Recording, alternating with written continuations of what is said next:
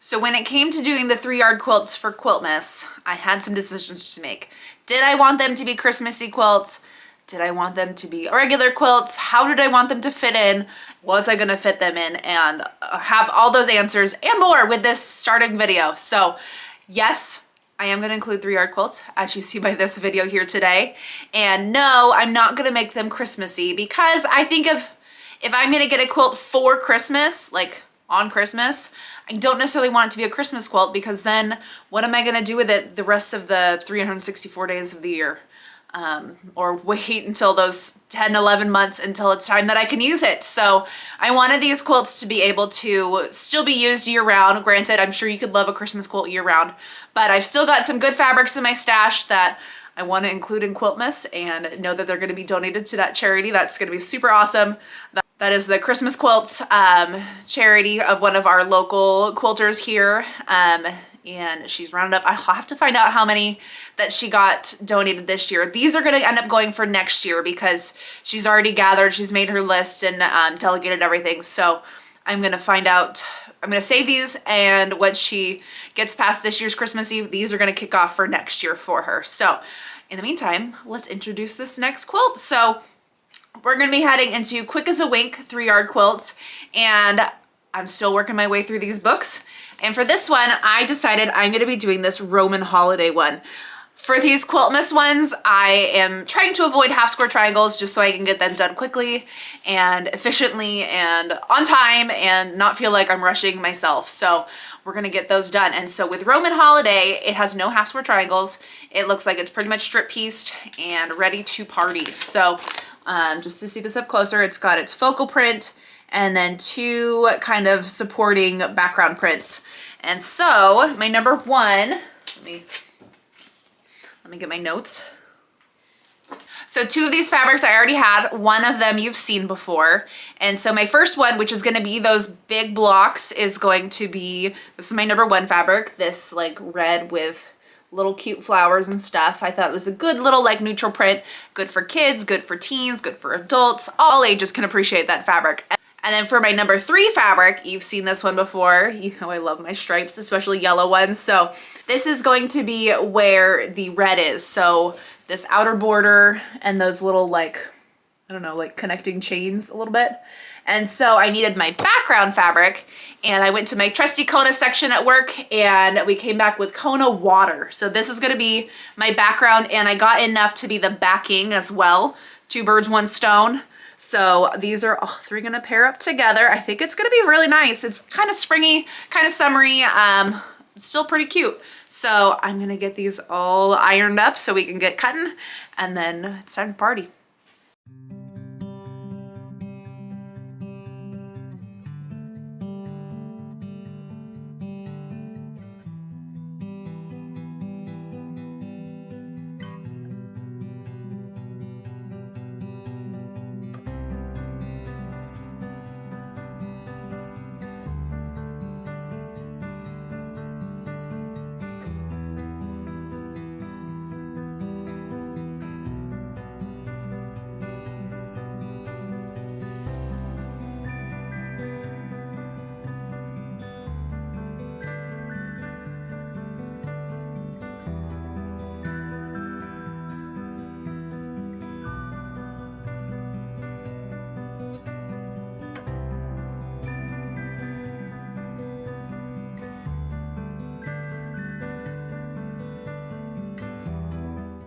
So here's block A, and then this is the strip piece to start block 2, step 1 after that, step 2, step 3, my skinny inside border, and then my bigger, wider borders.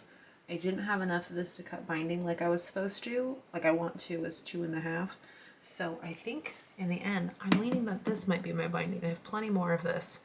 And then this is my backing. So then that would be a cute little binding on the edge of that stripe. At least that's where I'm leaning. So let me know what you think, and we'll go from there.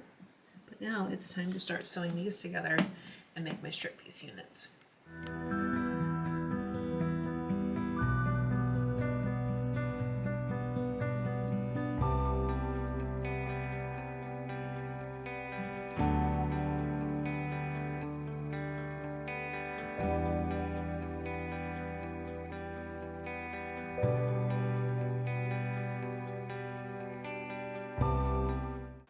So now that we've got the strip piece all sewn and cut into units, this is how the next chunks are going to go. So this is going to sew on the side, and then this is going to sew on that side, and then this is going to go across top, and that's going to make the block. Let me scoot that into frame a little bit more. So one to this, to this, to that, and then it's going to be time to make our rows.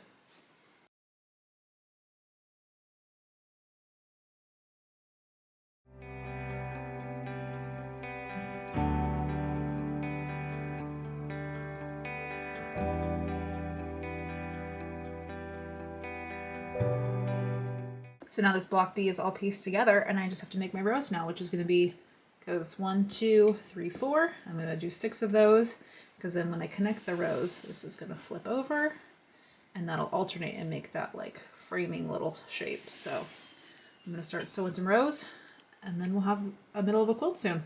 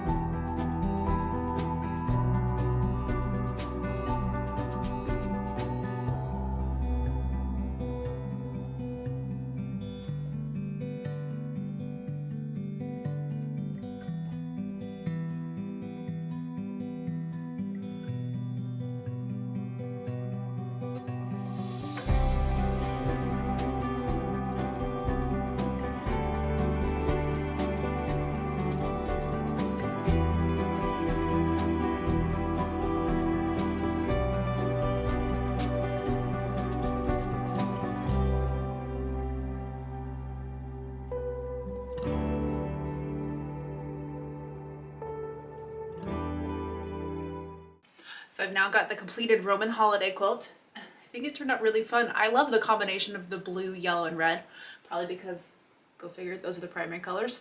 And they look really cute together. I think the stripes really just help kind of give a little separation between the solid backing and then the little cute little print red.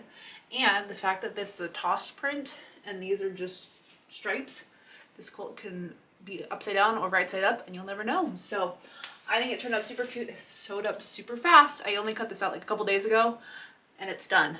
Only because the only thing that took away from that was going to work and long arming. So I'm quite pleased with it. I think this is gonna quilt up really nicely.